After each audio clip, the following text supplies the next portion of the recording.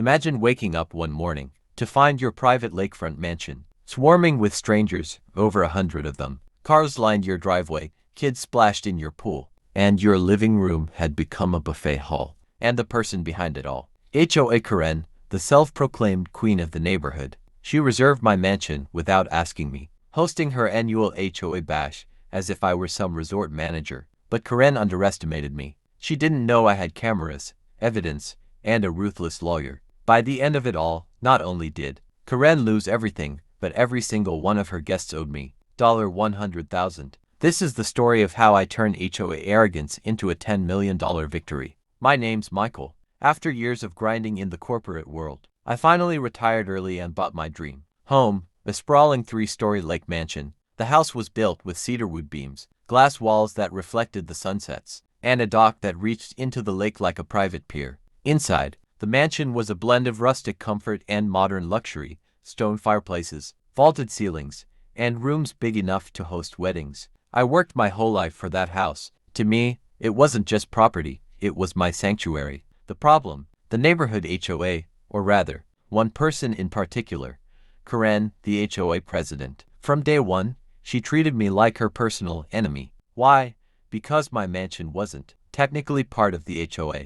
The land my house sat on was exempt, no fees, no rules, no Karen. That drove her insane. She'd warned me about leaving my dock lights on too late. She'd complained that my yard, which was 2 acres of manicured lawn, wasn't uniform enough compared to the cookie-cutter subdivision. And the worst part, she'd remind me at every chance that community events needed my support. But I always declined. My mansion was private, period. And that's what led to the stunt that almost made me lose my mind. It was a Saturday morning in July when I woke up to chaos. The sound of trucks, loud voices, car doors slamming. I pulled back my curtains and froze. My lawn was covered in folding tables. People were setting up tents. Caterers wheeled trays of food across my patio. Kids were already playing soccer in the yard. And then I saw it, a massive banner tied across my driveway. HOA Summer Celebration hosted at the Lake Mansion. I stormed outside in my robe. What the hell is going on? Karen stood in the middle of it all, clipboard in hand,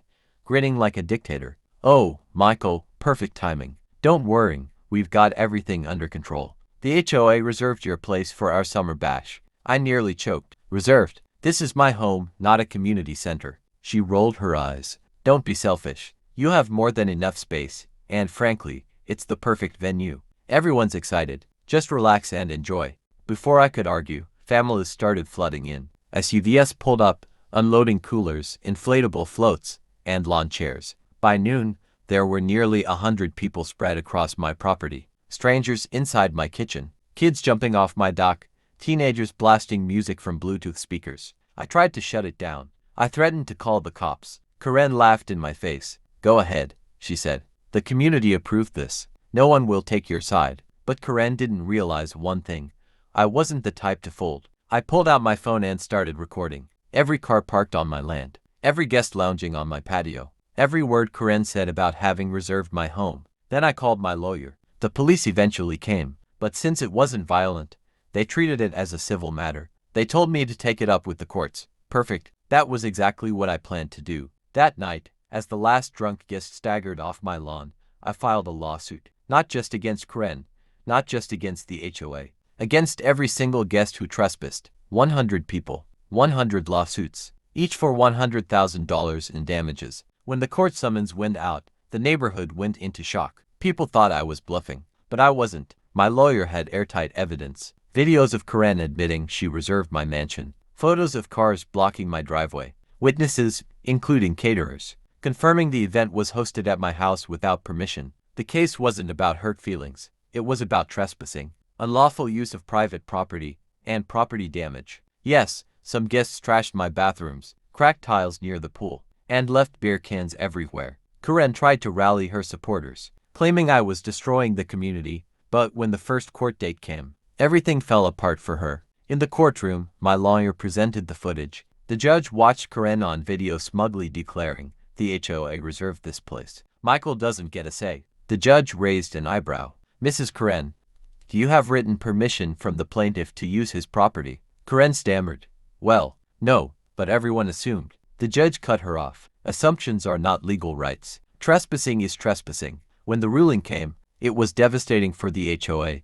The judge upheld the lawsuits, awarding damages of $100,000 per defendant. That meant Karen and her 100 guests owed me a total of $10 million. The courtroom went silent. Parents gasped. Some started crying. Karen turned pale, whispering, "This can't be real." Oh, but it was. News spread fast. Local headlines called it the $10 million Lake Mansion party. HOA members scrambled, some trying to cut side deals with my lawyer, others filing bankruptcy. Karen took the biggest hit. Not only was she personally responsible for a portion of the damages, but the HOA also voted her out in disgrace. Her once pristine home was repossessed within months. She vanished from the neighborhood, tail tucked between her legs. As for me, I didn't need the money. What I wanted was justice, and justice was delivered. The settlement paid for repairs, security upgrades, and even a new boat for my dock. But more importantly, it taught the entire neighborhood a lesson. Entitlement has a price. Now, when I sit on my deck watching the sun set over the lake, I feel an overwhelming sense of peace. My property is mine. My home is mine. And no clipboard-wielding Karen will ever change that. Sometimes neighbors glare at me, whispering that I ruined lives. But I didn't invite them. I didn't open my doors. They chose to follow Karen, and choices have consequences. I often think about Karen's face in the courtroom when the judge said, "Trespassing is trespassing." That moment alone was worth it. In the end, I didn't just win money. I won back respect, freedom, and peace. And now, whenever someone in the neighborhood even thinks about testing me, they remember one thing: I'm the man who sued an HOA party for $10 million and won.